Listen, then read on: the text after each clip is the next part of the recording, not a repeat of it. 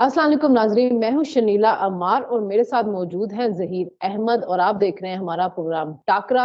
सबसे पहले आपसे रिक्वेस्ट है कि हमारे चैनल को सब्सक्राइब करें, बेल आइकॉन को प्रेस करें और आप हमारी वीडियो को लाइक जरूर किया करें जब आप वीडियो देखने के लिए आते हैं और अपना फीडबैक भी दें। आज हम बात करेंगे मौलाना फजल रहमान की। अभी उन्होंने मीडिया से बात की है, मौलाना साहब आखिर चाहते क्या है उस पर हम बात कर लेंगे। अभी बिलावल भुट्टो जो है वो भी मीडिया के साथ बात कर रहे थे। बिलावल भुट्टो ने भी कुछ स्ट्रेंज बातें की हैं, कल मंशूर भी कोई पेश किया, उस मंशूर के ऊपर भी हम बात कर लेंगे। और उसके अलावा कुछ लोगों के कागजात नामजदगी मंजूर हो रहे हैं, कुछ लोगों के कागजात नामजदगी जो है वो रिजेक्ट हो रहे हैं, तो उसके बारे में भी हम बात करेंगे क्योंकि जाहिर है माहौल सारा चल रहा है इस वक्त इलेक्शन का। अस्सलाम वालेकुम जहीर, कैसे हैं आप? हाँ बिल्कुल। एक दूसरा वो जो साइफर वाला भी बीच में ऐड कर लीजिएगा, क्योंकि इस्लामाबाद हाई कोर्ट में आज उसकी समाअत हुई है, तो उनको 11 जनवरी हाँ, तक देख लें, उस पर भी कर लें। 11 जनवरी तक उसको रोक दिया गया है और ये फर्द जुर्म आयद होने के मरहले में शामिल हो चुका हुआ था। और दूसरा, उसमें आशा महमूद कुरैशी भी जब अदालत के सामने पेश हुए तो जज के सामने सुना कि रो पड़े हैं। उन्होंने कहा कि जी मुझे ठंडे कमरे में रखा गया, सारी रात जगाया गया, सोने नहीं दिया गया, कुछ इस तरह की शिकायतें भी आई हैं। कल पुलिस वाले ने मारा था तो मेडिकल नहीं करवाया गया उनका। कहते हैं कि कहा गया था कि मेडिकल करवाया जाए, लेकिन उन्हें अस्पताल मतलब अस्पताल नहीं लेके जाएगा। कहते मैंने कहा था कि मुझे अस्पताल लेके जाए, मुझे सीने में तकलीफ है, तो ये भी उन्होंने कहा है। अच्छा, शाह महमूद कुरैशी का जो है वो फिजिकल रिमांड देने से भी आज जज ने वो कर दिया और उसको जुडिशियल कर दिया, यानी कि जमानत उनकी अब हो सकती है। लेकिन वो फिर वही बात है, जमानत तो हो जाती है, बाहर निकलने नहीं दिया जा रहा उनको। हाँ बिल्कुल। और उस पे फजलुर रहमान साहब ने, क्योंकि अभी थोड़ी देर पहले टॉक किया, उस पे जाने से पहले सैफर को मेरे भुगता लेते हैं। सैफर में जो है ना, वो प्रोसिक्यूशन के ऊपर बड़ा इल्जाम आया है, और इवन जज साहब जो थे आज टेबल पे हाथ भी मारा है।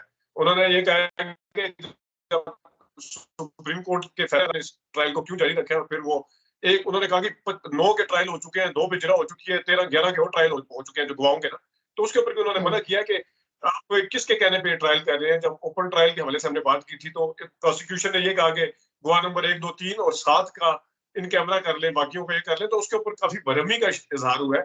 तो जिस तरीके से इमरान खान के वकीलों के हवाले से हम 4 दिन पहले बात कर रहे थे कि इनकी तैयारी ठीक नहीं होती, इसी तरीके से साइफर में प्रोसिक्यूशन के ऊपर जो अटॉर्नी जनरल के ऊपर से जो सवाल किए जाते हैं और प्रोसिक्यूशन से जो किए जाते हैं, उसके ऊपर भी काफी सारी हुई है। और वो खासतौर पे जो ऑफिशियल सीक्रेट एक्ट के हवाले से बात हुई है कि जो आपने इमरान खान के ऊपर दफा लगाई हुई है, वो 53 ए सी समथिंग जो भी उसकी दफा है, वो उसके ऊपर फांसी के इमरान उसमें आती है। हाँ क्वालिफाई नहीं करते, उसके ऊपर वो गलत लगाई गई है, ये भी उन्होंने कहा। हाँ, वैसे ये किसी भी प्राइम मिनिस्टर के ऊपर ऐसी ही दफा लगा के उसको फांसी की सजा दे देना, ये भी जायज नहीं है। जाहिर है कि साइफर के ऊपर उनसे गलती तो हुई है और उनका बयानात सारे मौजूद हैं कि इस पे खेलेंगे, इसको सियासी बनाएंगे, फिर उनका मुंह से गुम हो गया तो वो ट्रायल तो चलेगा, लेकिन दफात बहुत सख्त लगा दी गई हैं। एक प्राइम मिनिस्टर पे इतनी दफात होनी नहीं चाहिए। 9 मई वाला एक सीरियस मामला है। हाँ, बुनियादी हकूक की बात की है कि ये जो एक्ट है ये 1923 का है। उस टाइम आर्टिकल 10A जो कि बुनियादी हकूक की फराहमी देता है, उसका वजूद ही कोई नहीं था। कहते हम अब हमने जो देखना है वो आर्टिकल 10A की मौजूदगी में देखना है कि एक कैदी के जो हकूक होते हैं, उसके मुलजिम के जो हकूक है या जिसके ऊपर मुकदमा चल रहा है उसके हकूक है, वो पूरे हो रहे हैं या नहीं हो रहे, वो भी देखेंगे। ये हाँ, भी वही उन्होंने ना। बात की। जी, 9 मई एक मतलब सीरियस वाकया है। उसपे तो हमने देखा कि डोनाल्ड ट्रंप जो है उसको भी एक अदालत ने इलेक्शन में हिस्सा लेने से रोक दिया। तो सारे मामलात हैं, अब मुकदमात बहुत सारे चल रहे हैं। साइफर भी चल रहा है। साइफर में मैंने कहा था कि मुकदमा सीरियस है, लेकिन जिस तरह से वो चलाया जा रहा है वो इमरान खान के हक में बेहतर हो रहा है, क्योंकि इनको चाहिए कि जब आपने अदालत ने कह दिया तो आप ओपन ट्रायल कर दें, ओपन ट्रायल में चीजें सामने आने दें। अगर आप समझते हैं कि केस मजबूत है, कुछ लोगों की नजर में मजबूत है, कुछ लोगों की नजर में नहीं मजबूत, तो ओपन ट्रायल होने दो, ओपन ट्रायल में सारा कुछ सामने आ जाएगा। तो इस वजह से शायद जज बार बार इसके अंदर जो है वो रिलीफ दे रहे हैं। अच्छा, मौलाना फजल रहमान जो है वो शुरू दिन से शायद इलेक्शन के हक में नहीं है। मुझे समझ नहीं आ रही कि वो क्यों इलेक्शन के हक में नहीं है। हालांकि शायद उनके जो समधी बैठे हुए गवर्नर, तो उन्होंने कहा होगा चले कुछ और दिन मौजे कर लें, क्योंकि अगर इमरान जेल के अंदर है तो मौलाना को काफी एज मिल सकता है। इमरान जेल से बाहर आ गए, कैंपेन चला दी, तो मौलाना को जो कुछ सीटें मिलने वो भी नहीं मिलनी। तो मौलाना साहब किसके इशारे के ऊपर बार बार इलेक्शन को डिले करने की बातें करते हैं? कभी उनको सर्दी लगती है, कभी उनको बर्फबारी का मौसम याद आ जाता है। ये बात ठीक है। आप शनीला इसके ऊपर एक पूरा पहले मैं थोड़ा सा ये बता दूं, उन्होंने जो आज बातें की है, उन्होंने सबसे पहले ये कहा है कि जो पिशावर हाई कोर्ट का में आते हैं, यहाँ पे आगे फैसला लेते हैं, पहले अच्छा उनके बातों में तजाद बहुत था। एक दफा उन्होंने कहा जी लाहौर हाई कोर्ट ने उनको रिलीफ दे दिया, अच्छा वो इमरान खान के हवाले से, फिर इमरान खान के ऊपर सवाल उठाए, पीटीआई के ऊपर सवाल उठाने के बाद कहते हैं नहीं, वो जो लाहौर हाई कोर्ट है वो और पेशावर हाई कोर्ट है, इसका फैसला पूरे पाकिस्तान के लिए नहीं होता, इलेक्शन कमीशन का फैसला पूरे पाकिस्तान के लिए है। अगर इलेक्शन कमीशन, और फिर सुप्रीम कोर्ट को भी उन्होंने चढ़ाई की कि इन्होंने शेड्यूल क्यों दिया है इलेक्शन कमीशन को, इलेक्शन कमीशन ने सुप्रीम कोर्ट के कहने पे शेड्यूल क्यों दिया है। अगर इलेक्शन कमीशन ने सुप्रीम कोर्ट के कहने पे शेड्यूल देना है तो फिर इसका मतलब यह है कि आप फिर क्या कर रहे हैं। और फिर उन्होंने आगे जाके ये भी कहा है कि अगर कोई नुकसान हुआ, कोई जख्मी हुआ, कोई शहीद हुआ तो इलेक्शन कमीशन जिम्मेदार होगा।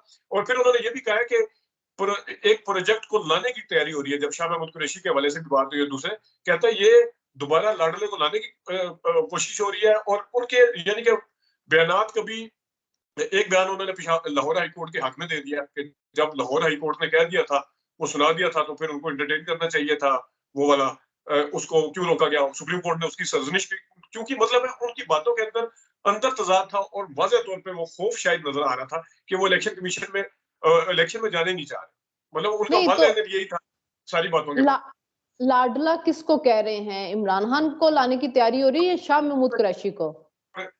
पीटीआई के प्लान हो रहा है, लाने का प्रोजेक्ट हो रहा है। ये एग्जैक्ट कोट एंड कोट में आपको उनका जो हाँ लेकिन जुमला उसमें हाँ लेकिन उसमें एक बात यह है कि इमरान खान को दोबारा नहीं लाया जाएगा। जो खदशात का इजहार आप भी करते हैं, मैं भी करती हूँ शाह महमूद कुरैशी को लेके, हो सकता है कि शाह महमूद कुरैशी को ही दोबारा को लाया जा रहा हो, उसको वजीर आजम बनाया जा रहा हो, जिस तरह उसको हीरो बनाया जा रहा है। माइनस इमरान, पीटीआई तो हमेशा से एस्टैब्लिशमेंट के लिए काबिल कबूल हो गई थी जब से ये इमरान खान का शुरू हुआ था सारा काम, फिर 9 मई हुआ था। तो वो आपने देखा ही होगा कि जब वो जो भी आता था प्रेस कॉन्फ्रेंस करता था तो वो दूध का दूल्हा हो जाता था, उस साइड पे हो जाता। तो वो सारा अभी तक नजला जो गिरा हुआ है वो इमरान खान के ऊपर ही गिरा हुआ है। तो मेरा ख्याल में वो लाडरा से शाह महमूद कुरैशी को कह रहे हैं कि उसको लॉन्च करने की तैयारी है, क्योंकि उनके जहन में एक तो उनका इशारा इमरान खान की तरफ था, दूसरा अब देखिए ये जो आपने बात की ना कि किसके इशारे पे, पहले सबसे पहले पीटीआई के कंधे पे रख के बंदूक चलाएगी, जिसमें उमैर न्याजी की वो इस्तदा सामने आई। उसके बाद Pakistan bar council, supreme court bar council को सामने लाया गया, वो भी हो गया। फजलुर रहमान डे वन से बर्फबारी और बाले मौसम पर क्या कह रहे हैं। मेरा सिर्फ एक ये है कि फजलुर रहमान साहब नवाज शरीफ साहब के बहुत जबरदस्त किस्म के इत्तेहादी भी हैं इस वक्त।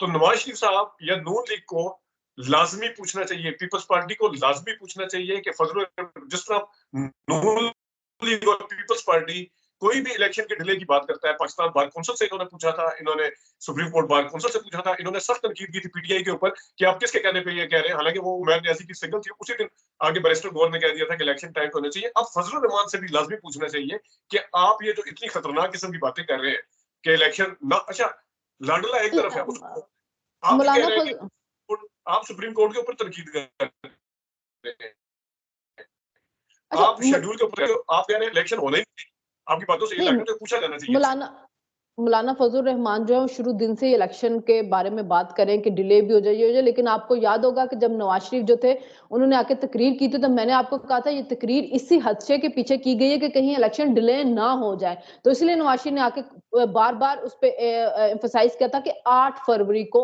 आप लोगों ने फैसला करना है। फिर उसके बाद जब नवाज लीग ने ऐलान भी किया था कि जी हम कोर्ट के अंदर जा रहे हैं, हम पार्टी बनेंगे और हम इलेक्शन को आगे नहीं जाने देंगे। तो अब मौलाना फजल रहमान किसके कहने पे करें? अगर वो नवाशी की इत्तेहादी अभी तक सीट एडजस्टमेंट क्या किसी सूबे के अंदर उनके साथ मामला तय पाए हैं? नहीं, वो कह रहे हैं कि साथ करेंगे तो मरकज के अंदर और इधर उधर जो है ना हाँ, उन्होंने कहा। लेकिन उसमें आप ये देखें कि एमकेएम जो है उसने आज उसकी भी स्टेटमेंट आई है कि हम शहबाज शरीफ के मुकाबले में अपना उम्मीदवार दस्तबरदार नहीं करवाएंगे। तो ये इत्तेहाद उस किस्म का अभी तक लग नहीं रहा मौलाना के साथ जो है वो हो रहा है, क्योंकि जो नवाज लीग है वो पूरी तरह से तैयार है इलेक्शन में जाने के लिए और उनकी तरफ से कोई बयान आ ही नहीं रहा। तैयार है, पीपल्स पार्टी तैयार है, तो इन तीनों को, चले पीटीआई को तो आप वो तो ही फजल रहमान के हरीफ है, लेकिन कम से कम ये दोनों अभी एक साथ तीनों हुकूमत करके गए हैं, पीडीएम की हुकूमत थी, ये पीडीएम के सरबराह थे। तो कम से कम नवाज शरीफ साहब जो मतलब एक सीनियर लीडर है, वो पूछ तो सकते हैं ना, मौलाना फजल रहमान को बुला के मुलाकात कर सकते हैं। वो इस तरह की बातें क्यों कर रहे हैं, किसके कहने पे कर रहे हैं?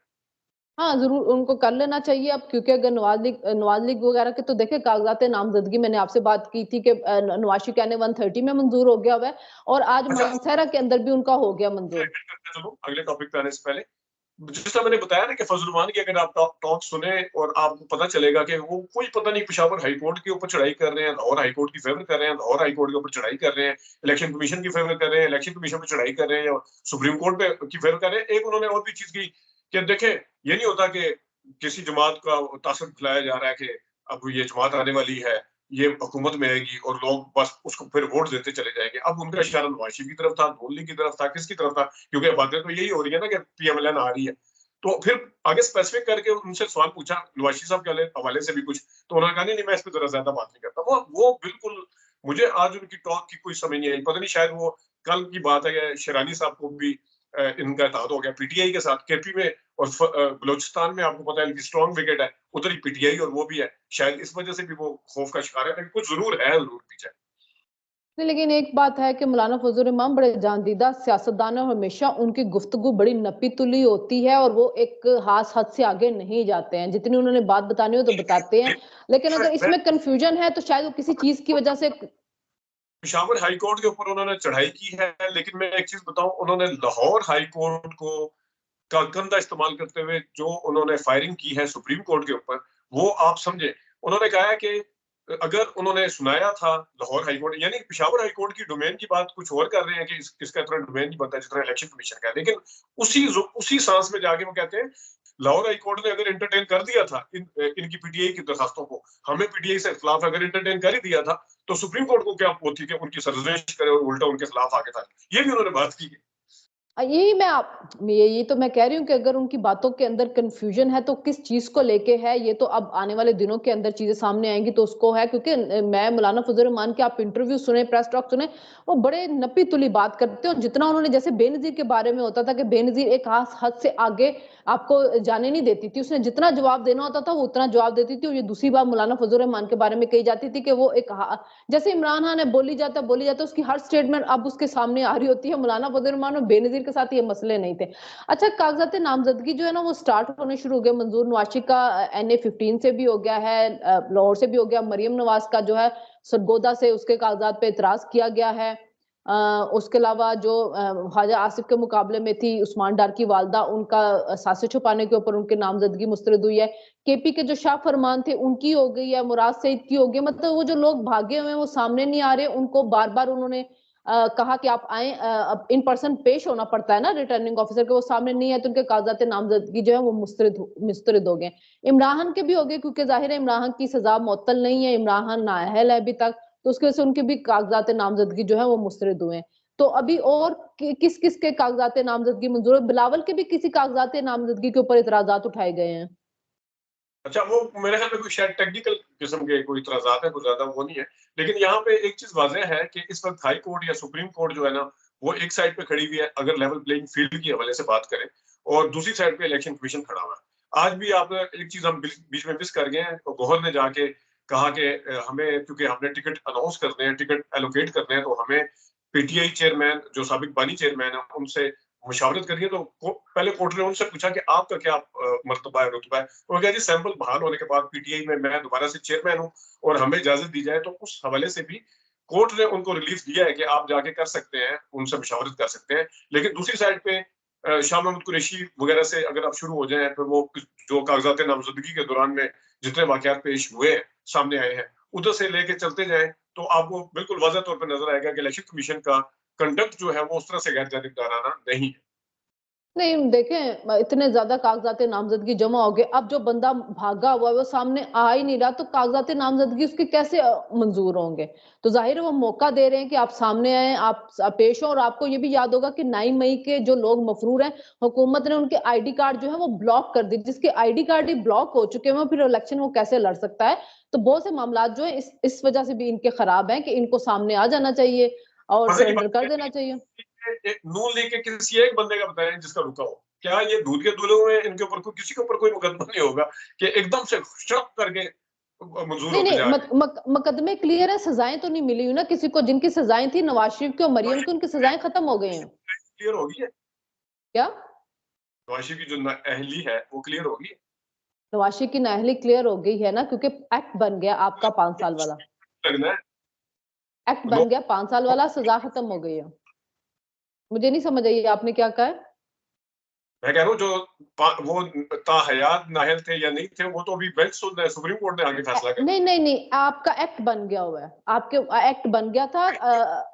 अगर बना होता तो मुझे बताया 9 रुकनी बेंच फिर क्या सुनेगा आगे छुट्टियों के बाद। 9 रुकनी बैंक, तो वो एक्ट जब बन गया हुआ है तो एक्ट के सामने उस पेश किया जाएगा ना वो एक्ट। अगर वहां पे कोई इतराज सुप्रीम कोर्ट करेगी, देखिए अभी प्रैक्टिस एंड प्रोसीजर बिल जो आया है उसमें बड़ा क्लियरली कोर्ट ने ही फैसला करना है, उस एक्ट ने फैसला नहीं करना है। अगर ग्रीन सिग्नल देना है तभी सुप्रीम कोर्ट ने देना है, अगर उसके ऊपर रुकेंगे कोई इतराज उठेगा तभी सुप्रीम कोर्ट करेगी। तो अभी किसी ने आके इतराज किया था नवाशी की ताहियात नहली पे? किसी ने भी इतराज नहीं दाखिल कराया उसके ऊपर?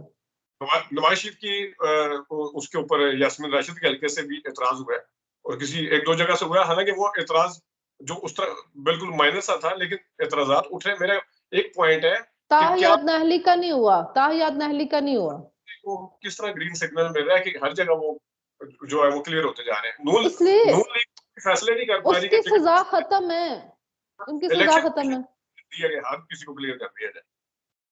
इलेक्शन कमीशन में तो जिसने कागजात नामजदगी जमा करवाए, मैं अभी बताया ना, मरियम नवाज पे भी एतराजात लगे हुए, अभी मरियम नवाज क्लियर नहीं हुई है कई जगहों के ऊपर, तो मामला तो अभी चल रहे हैं ना लोगों के। अच्छा, वैसे अता तारड़ का सुन रहे कि उसको टिकट नहीं दे रहे हैं क्या? बड़ा रोला पड़ा हुआ है उसके ऊपर। उसमें हालांकि वो तो बड़े अहम ओहदे पे है और नवाज शरीफ के साथ साथ है और बड़ा उसके ऊपर तर्जुमानी अगर देखें तो वो भी ठीक ठाक टीवी के ऊपर करते हैं। मुझे नहीं समझ आई कि उनके हवाले से क्या। लेकिन जो मरियम नवाज के पॉलिटिकल सेक्रेटरी हैं ज़ीशान मलिक, मैंने उनकी ट्वीट देखी थी, तो उन्होंने कहा था ये झूठी खबरों पर लाने वालों के ऊपर आप मत जाएं। अता तारड़ जो है वो इलेक्शन लड़ेंगे, भरपूर तरीके से लड़ेंगे। सुना कि उनको लाहौर से मतलब उसकी पूरी इंफॉर्मेशन लेके ना हम अगली वीडियो में बात कर लेंगे ताकि हम कोई ऐसी हाँ। हवा में करें कि असल में है हुआ क्या है वहां पे। अच्छा, एक चीज ये भी तो मैंने आपको कल भी बताया था ना कि जड़ावाला का एक सर्वे में देख रही थी कि लोगों का वोट जो है वो तलाल चौधरी के लिए बहुत ज्यादा है। तो वो कई लोगों ने ये कहा था कि तलाल चौधरी को अगर टिकट ना दी तो हम वोट जाया कर देंगे। तो मेरे ख्याल में नवाज शरीफ को ये बात याद रखनी चाहिए कि जो तारड़ फैमिली है वो हाफिजाबाद में बड़ी स्ट्रांग है। तो जो मैं सुना है वो ये है कि शायद अता तारड़ को लाहौर से टिकट दिया जाएगा। अब शायद हाफिजाबाद में किसी को एडजस्ट करना है, उस वजह से उसको वहां से टिकट नहीं दिया जा रहा। लेकिन मेरे ख्याल में कल इसके ऊपर हम इंफॉर्मेशन लेके बात करते हैं। आज ही इन्होंने लाहौर बोर्ड के और इस्लामाबाद के जो थे ना वो फाइनल करने हैं उम्मीदवार। ये आप बिल्कुल, और बड़ा इंटरेस्टिंग ये है सबसे जहां हम बैठे हुए हैं ना 46 में, आप तो खैर दूसरे हल्के में उस साइड पे, लेकिन इससे जहां मेरा डीएचए पिंडी में आ जाता है। हाँ, तो वहां पे 46 में वो है जिशान नकवी जो मेयर रहा है और अंजुम वकील और मलिक नूर था। अब अंजुम वकील का कह रहे हैं तीसरे नंबर पे चांस है, लेकिन क्योंकि उसके वजह से काफी सारे ऑब्जेक्शंस थे पार्टी के अंदर और जो मेयर है उनका भी ज्यादा नंबर 1 था। और जापान वाले जो मलिक नूर साहब है अल मारूफ शेख शीत वाले, उनका भी था। लेकिन अब देखते हैं कि क्या होता है। अच्छा, आपको अगर याद हो जहीर, जब हम इकट्ठे थे डॉन में और हम नवाशी साहब का इंटरव्यू लेने के गए थे, तो मैंने वहां पे जाके मियां साहब को कहा था ना कि मेरे भाई ने कहा कि अगर अंजुम वकील को टिकट दिया उसे 2013 के इलेक्शन होने थे तो मैंने वोट नहीं डालना। तो अंजुम हाँ, वकील के ऊपर बहुत ज्यादा जो नवाज लीगी सपोर्टर्स हैं उनकी रिजर्वेशंस हैं। है। बल्कि नून लीग के हलकों में एक आ जाता है कि नून लीग के अंदरूनी हलकों में एक सेनेटर थे, वो भी परसों आए हुए थे, तो वो भी कह रहे थे कि पार्टी को ये पता है कि अंजुम वकील को अगर टिकट दिया गया तो अंडरस्टूड वो हार जाएंगे, क्योंकि उन्होंने इलेक्शन सारे हारे हैं, उन्होंने बलदियाती इलेक्शन भी हारे हैं। हाँ, जो एक शोहरत के हवाले से जिस तरह आप बात कर रही है ना, वो उनकी उस पर शोहरत लोग ठीक नहीं है। पाई जाती है। अच्छा जहीर, अभी एक छोटा सा कमेंट कर दे फिर हम प्रोग्राम को कंक्लूड करते हैं। बिलावल भुट्टो बार बार कह रहे हैं कि हमसे पंजाब में लेवल प्लेइंग फील्ड नहीं मिला, हमसे पंजाब छीना गया है। छीना गया है या इनकी अपनी परफॉर्मेंस की वजह से इनके हाथ से निकली है चीजें? देखिए शनीला, इस वक्त ना ये लेवल प्लेइंग फील्ड का जो नाम दिया जा रहा है ना पीपल्स पार्टी की तरफ से खासतौर पे, वो सिर्फ ये नाम दिया जा रहा है कि इलेक्टेबल आपके पास कितने लाने दिए जा रहे हैं, सिर्फ इसके ऊपर। और पीपल्स पार्टी को सबसे बड़ा मसला आईपीपी से है इस वक्त कि इलेक्टेबल वहां चले गए। और रही सही कसर अगर कोई नून लीग में जा रहा है तो अब जिस तरह देखे ना फैसल सालेहात उधर चले गए हैं, वो भी पीपल्स पार्टी के तगड़े कैंडिडेट होते। इसी तरह और भी आईपीपी में भी जा रहे हैं। तो इस वक्त उनको इस चीज से कोई गर्ज नहीं है कि हमारा वोट बैंक कितना है उसके सूबे के अंदर, लोग हमें कितना वोट डालेंगे। उन्हें सिर्फ इस चीज से गर्ज है कि इलेक्टेबल हमें कितने